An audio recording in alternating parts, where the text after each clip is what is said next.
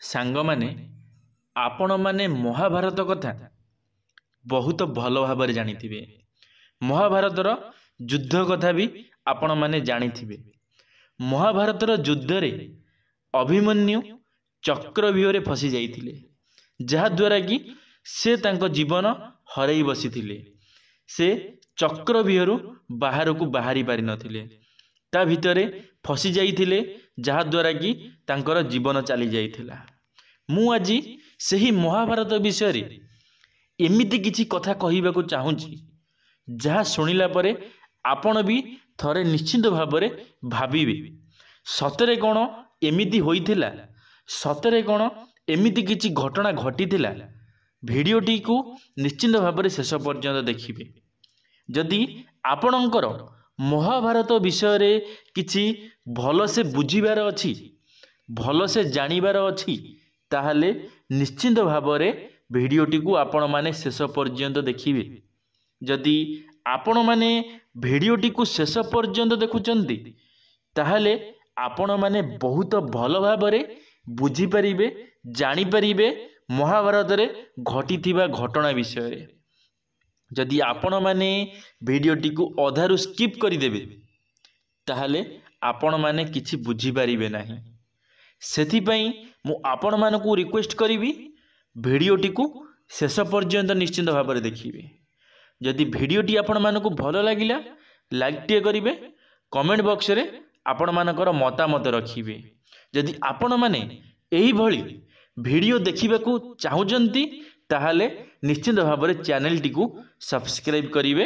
ନିଶ୍ଚିତ ଭାବରେ କମେଣ୍ଟରେ ମଧ୍ୟ ଜଣାଇବେ ଆପଣଙ୍କୁ କେଉଁଭଳି ଟପିକ୍ ଆବଶ୍ୟକ, କେଉଁଭଳି ଜିନିଷ ଆପଣ ଶୁଣିବାକୁ ଚାହୁଁଛନ୍ତି, କ'ଣ କେଉଁ ଜିନିଷ ଆପଣମାନେ ମୋ ଠାରୁ ଜାଣିବାକୁ ଚାହୁଁଛନ୍ତି ବା ମୋ ଠାରୁ ବୁଝିବାକୁ ଚାହୁଁଛନ୍ତି।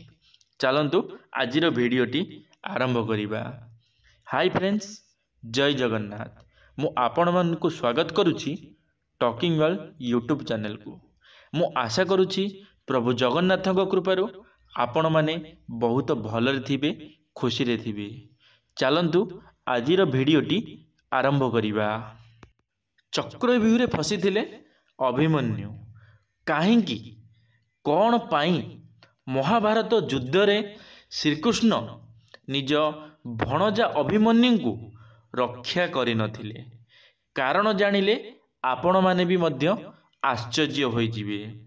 ଆପଣ ସମସ୍ତେ ମହାଭାରତର କାହାଣୀ ସହିତ ପରିଚିତ ହେବେ, କିନ୍ତୁ ଯେତେବେଳେ ଏହା ସହିତ ଜଡ଼ିତ ଅନେକ ଜିନିଷ ଅଛି ଯାହା ଆପଣ ଜାଣିନାହାନ୍ତି, କିମ୍ବା ଆପଣ ସେହି ରହସ୍ୟ ଗୁଡ଼ିକୁ କେବେ ବି ବୁଝିପାରି ନାହାନ୍ତି, ଆଜି ମୁଁ ଆପଣମାନଙ୍କୁ କହିବି କାହିଁକି ଏତେ ଶକ୍ତିଶାଳୀ ହୋଇଥିଲେ ମଧ୍ୟ ଶ୍ରୀକୃଷ୍ଣ ପ୍ରଭୁ ନିଜ ଭଉଣୀ ସୁଭଦ୍ରା ଏବଂ ମହାରଥୀ ଅର୍ଜୁନଙ୍କ ପୁତ୍ର ଅଭିମନ୍ୟୁଙ୍କୁ ସୁରକ୍ଷା ଦେଇନଥିଲେ ଏବଂ ତାଙ୍କୁ କାହିଁକି ଯୁଦ୍ଧରେ ମରିବାକୁ ଅନୁମତି ଦିଆଗଲା। ଏହା ପଛରେ ଏକ ଲମ୍ବା କାହାଣୀ ଅଛି, ଯାହାକୁ ମୁଁ ଆପଣଙ୍କୁ ସଂକ୍ଷେପରେ କହିବାକୁ ଯାଉଛି। ବାସ୍ତବରେ ଏହା ସୃଷ୍ଟିର ନିୟମ ଅଟେ ଯେ ଯେତେବେଳେ ବି ପୃଥିବୀରେ କିମ୍ବା ତିନୋଟି ଜଗତରେ ସଙ୍କଟ ପରିସ୍ଥିତି ସୃଷ୍ଟି ହୁଏ କିମ୍ବା ଅଧର୍ମ ବଢ଼େ, ସେହି ସମୟରେ ମଧ୍ୟରେ ଈଶ୍ୱର ଅବତାର ଗ୍ରହଣ କରି ଅଧର୍ମକୁ ନଷ୍ଟ କରି ଧର୍ମକୁ ରକ୍ଷା କରନ୍ତି। ଦ୍ୱାପର ଯୁଗରେ ମଧ୍ୟ ସମାନ ଘଟଣା ଘଟିଥିଲା, ଯେତେବେଳେ ପୃଥିବୀରେ ପାପ ବହୁ ମାତ୍ରାରେ ବୃଦ୍ଧି ପାଇଥିଲା ଏବଂ ସେହି ସମୟରେ କୃଷ୍ଣ ଅବତାରରେ ଭଗବାନ ବିଷ୍ଣୁ ଜନ୍ମ ହୋଇଥିଲେ। କୁହାଯାଏ ଯେ ଭଗବାନ କୃଷ୍ଣ, ଯିଏ ନିଜେ ବିଷ୍ଣୁଙ୍କର ଅବତାର ଥିଲେ, ବ୍ରହ୍ମା ଅନ୍ୟ ସମସ୍ତ ଦେବତା ଏବଂ ଦେବୀଙ୍କୁ କହିଥିଲେ, ତୁମେ ନିଜେ କିମ୍ବା ନିଜ ପୁତ୍ରଙ୍କୁ ଧରାପୃଷ୍ଠରେ ମନୁଷ୍ୟ ଜନ୍ମ ଦିଅନ୍ତୁ। ଧର୍ମର ସୁରକ୍ଷା ପାଇଁ ମହାଭାରତର ଯୁଦ୍ଧରେ ସେମାନେ ଅଂଶଗ୍ରହଣ କରିବେ। ଏପରି ପରିସ୍ଥିତିରେ ଯେତେବେଳେ ଚନ୍ଦ୍ର ଶୁଣିଲେ ଯେ ତାଙ୍କ ପୁଅ ବର୍ଚା ମଧ୍ୟ ପୃଥିବୀରେ ଜନ୍ମ ହେବାର ଅଧିକାର ପାଇଛନ୍ତି। ସେତେବେଳେ ସେ ବ୍ରହ୍ମାଙ୍କ ଆଦେଶ ପାଳନ କରିବାକୁ ମନା କରିଦେଇଥିଲେ। କୁହାଯାଏ ଯେ ଚନ୍ଦ୍ର କେବେ ବି ଚାହୁଁନଥିଲେ ଯେ ତାଙ୍କ ପୁଅ ମହାଭାରତ ଯୁଦ୍ଧ ପାଇଁ ପୃଥିବୀକୁ ଯାଆନ୍ତୁ, କିନ୍ତୁ ସେ ତାଙ୍କ ପୁଅକୁ ମହାଭାରତ ଯୁଦ୍ଧ ପାଇଁ ପଠାଇବାକୁ ବାଧ୍ୟ ହୋଇଥିଲେ। ତଥାପି ଏହା ପୂର୍ବରୁ ଚନ୍ଦ୍ର ସ୍ପଷ୍ଟ ଭାବରେ କହିଥିଲେ ଯେ ତାଙ୍କ ପୁଅ ଭର୍ଚ୍ଚା ପୃଥିବୀରେ ଅବତାର ହେବ ନାହିଁ।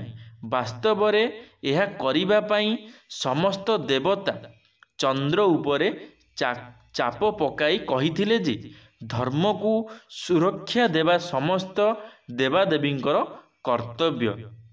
ତେଣୁ ସେମାନେ କିମ୍ବା ସେମାନଙ୍କର ପୁଅ ନିଜ କର୍ତ୍ତବ୍ୟରୁ ବିଦ୍ୟୁତ ହୋଇପାରିବେ ନାହିଁ। ଏହାପରେ ଚନ୍ଦ୍ରଙ୍କ ପୁଅ ଭର୍ଚ୍ଚା ଅଭିମନ୍ୟୁ ଭାବରେ ଜନ୍ମଗ୍ରହଣ କରିଥିଲେ।